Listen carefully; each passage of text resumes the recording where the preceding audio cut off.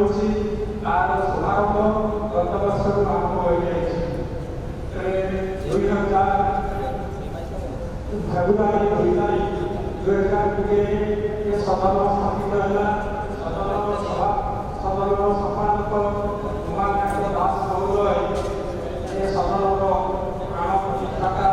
ତାଙ୍କରି ଉଦ୍ୟମରେ ଆମ ସମସ୍ତଙ୍କ ଚେଷ୍ଟା ଫଳରେ ଏ ପତ୍ରିକା ଆଜି ଉନ୍ମୋଚନ ହେବାକୁ ଯାଉଛି।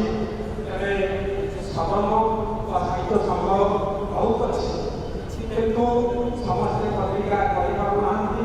କାରଣ ପତ୍ରିକାର ଦାୟିତ୍ୱ ବହୁତ ବେଶୀ। ସମସ୍ତଙ୍କ ପାଖରୁ ଲେଖା ସଂଗ୍ରହ କରି ତାକୁ ବିକ୍ରି କରି ତାକୁ ପ୍ରେସରେ ଦେଇ ପ୍ରକାଶିତ କରିବା ତଥା ମୂଳ ସମସ୍ୟା ହେଲା ଆର୍ଥିକ ସମସ୍ୟା।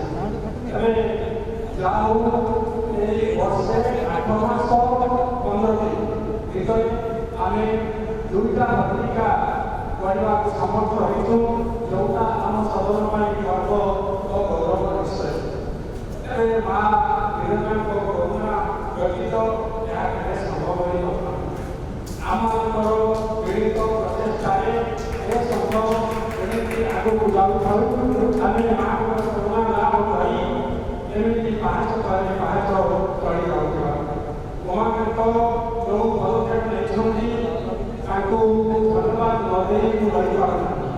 ଆମ ସଦନର ପ୍ରତିଦିନ ଯେଉଁ କବିତା ଆସୁଛି ପ୍ରାୟ 60ଟା କବିତା ଆସୁଛି।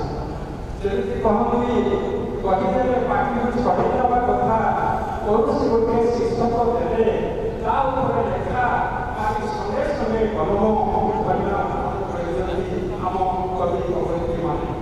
ତେବେ ଦୁଃଖ ମୋର କି ମୁଁ ପତ୍ରିକା ସମ୍ପାଦନରେ ରହିଛି, ତେଣୁ ମୋର ଭାବିକି ଯେ ଆମେ ଯାହା ଲେଖୁଛୁ ସେଇଟାକୁ ଶୁଦ୍ଧ ଭାବରେ ଲେଖିବା, ଯେଉଁଟା ଆମେ ବାସ୍ତବରେ ଛାଡ଼ୁଛୁ, ଯେଉଁଟା ଆମର ଭୁଲ ରହିଯାଉଛି। ମୋର କହିବା କଥା ଯେଉଁଟା ଆମେ ଲେଖୁଛୁ, ଆମକୁ ଲୋକେ କହୁଛନ୍ତି କବି ନିଜ ମା ସୃଷ୍ଟି କରୁଛନ୍ତି, ସାହିତ୍ୟ ସୃଷ୍ଟି କରୁଛନ୍ତି। ତେବେ ବ୍ରହ୍ମା ନିର୍ମିତ ବେଦ, ଆମେ ନିର୍ମିତ ବେଦ ହବ ନାହିଁ, କାରଣ ଆମର ବହୁତ ଭୁଲ ରହିଛି। ଆମେ ଆମ ଭୁଲ ଯଦି ସୁଧାରି ଆଣିବା ତାହେଲେ ଆମ ସୃଷ୍ଟିର ଯେଉଁ ଆମେ ସୃଷ୍ଟି କରୁଛୁ କବିତା ଗଳ୍ପ ତାର କିଛି ମହତ୍ଵ ରହିବ। ତା ଛଡ଼ା କବିକୁ ତୃତୀୟ ନୟନ ମିଳିଛି, ଯାହାଫଳରେ ସାପଟେ ଧରି ପଡ଼ିଛି, ସମସ୍ତେ ଦେଖିକି ଚାଲି ଯାଉଛନ୍ତି, କେହି କିଛି ରିଏକ୍ସନ୍ କରୁନାହାନ୍ତି, ପ୍ରତିକ୍ରିୟା କାହାର କିଛି ହେଉନି। କିନ୍ତୁ କବିତାରେ ସେ ନିଶ୍ଚିତ ଭାବରେ ତା ଉପରେ ପ୍ରତିକ୍ରିୟା ପ୍ରକାଶ କରିବ ଏବଂ ତା ଅନ୍ତରର ଯେଉଁ ଭାବନାକୁ ସେ ପ୍ରକାଶ କରିଦେବ ନିଶ୍ଚିତ ଭାବରେ। ତେଣୁ ଆମେ ଯେଉଁଟା ସୃଷ୍ଟି କରୁଛୁ ଆମର ଉଚ୍ଚ ରକମରେ ସମସ୍ତେ କରିପାରିବେ। ମୋ ବାର୍ତ୍ତାରେ ଯେ ମନ ଥାଇପାରେ କିନ୍ତୁ ଈଶ୍ୱରଙ୍କ ଆଶୀର୍ବାଦ ବିନା କେହି କବି ହେଇପାରିବ ନାହିଁ। ଯେ କିଏ ପିଲାବେଳକୁ ଲେଖୁଛନ୍ତି, ଯେ କିଏ ଉନ୍ନତ ବୟସରେ ଲେଖୁଛନ୍ତି, ଯେ କିଏ ପିଲା ଲେଖୁଛନ୍ତି, ବୁଢ଼ା ଲେଖୁଛନ୍ତି, ତେବେ ସମସ୍ତଙ୍କ ମନରେ ଭାବନା ଆସିବ ନାହିଁ ଆଜି ଅଜ୍ଞା ଉଠି କବିତା ଲେଖୁଛି।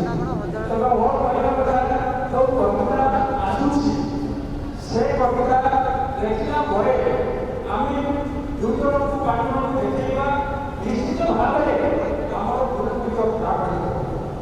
ଆମ ଭୁଲକୁ ସଂଶୋଧନ କରି ଆମେ ବାସ୍ତବରେ ଛାଡ଼ୁଛୁ, ତାହେଲେ ଆମ ସାହିତ୍ୟ ଆମ ନିଶ୍ଚିତ ଭାବରେ ଉନ୍ନତ ହେବ।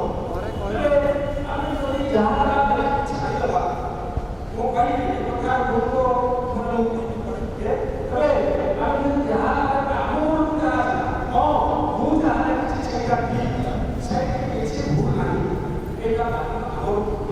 ତେବେ 2 ଜଣଙ୍କୁ ଯଦି ନ ଦେଖି ପାରିଲେ, କାହାକୁ ଯଦି ଗୁରୁ ନ ମାନିଲେ, ତେବେ ଗୋଟେ ଓଡ଼ିଆ ଶବ୍ଦକୋଷର ଯେଉଁଠି ଠାଉଟା ମୋର କହିବା କଥା ଯେ ଆମେ 3ଟା ଶ ଓଡ଼ିଆ ଭାଷାରେ କଥା ଗୁରୁତ୍ୱ ବହୁତ ବେଶୀ। 3ଟା ଶ 2ଟା ଜ ଆଉ 10ଟି ଗେଳି ଉତ୍ସବଟି କହୁଛୁ। ଆଜି ଯେଉଁ କବିତା ମୁଁ ସକାଳ ଦେଖୁଥିଲି କଷ୍ଟକ୍ରମରେ ସେଥିରେ କିଛି ଭୁଲ ଅଛି। ଯଦି ଆମେ ଏହି ଭୁଲ କରିବା ତାହେଲେ ଆମ ସାହିତ୍ୟର ମାନ କେବେ ଅନ୍ୟମାନେ ଜାଣିପାରିବେ। କାରଣ ଆମେ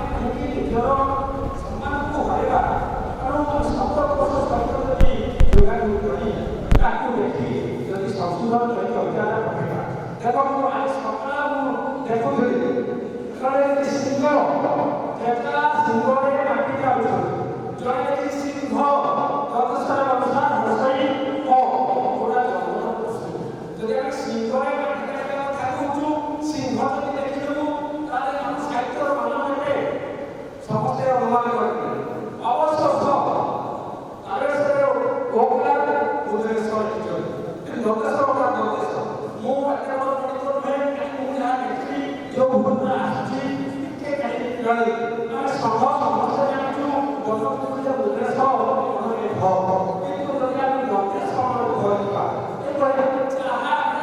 ସାଧାରଣ ଶବ୍ଦ ଯାହା ଅନ୍ତଃ କିନ୍ତୁ ଆମେ ଯଦି ବର୍ଗୀୟ ଦେଖିବା ତାହେଲେ ଆମ ସାହିତ୍ୟ ମାନ ନେଲେ ଏଇଠି ଜଣାପଡ଼ିବ ତେଣୁ ବହୁତ ପରିବାର ଭାଇ ଭଉଣୀମାନଙ୍କୁ ଅନୁରୋଧ ଯେ ଯେତେବେଳେ ହ୍ୱାଟ୍ସଆପ୍ରେ ଛାଡ଼ୁଛନ୍ତି ଏ ଶବ୍ଦ ଛାଡ଼ନ୍ତୁ ନାହିଁ ତାପରେ ପତ୍ରିକା ଦାୟିତ୍ୱରେ ଆମେ ଅଛୁ ପତ୍ରିକା ତିଆରି ହେଇଗଲା ଦିଟା ପତ୍ରିକା ହେଇଗଲାଣି ଦିଆଯିବ ଯେ ତୃତୀୟ ପତ୍ରିକା ପାଇଁ ଆମେ ଲେଖା ଆହ୍ୱାନ କରିବା ତେଣୁ ସେତେବେଳେ ଏଇ କଥାକୁ ଲକ୍ଷ୍ୟ ଦେବେ ଏତିକି କହି ମୁଁ ମୋର ବକ୍ତବ୍ୟ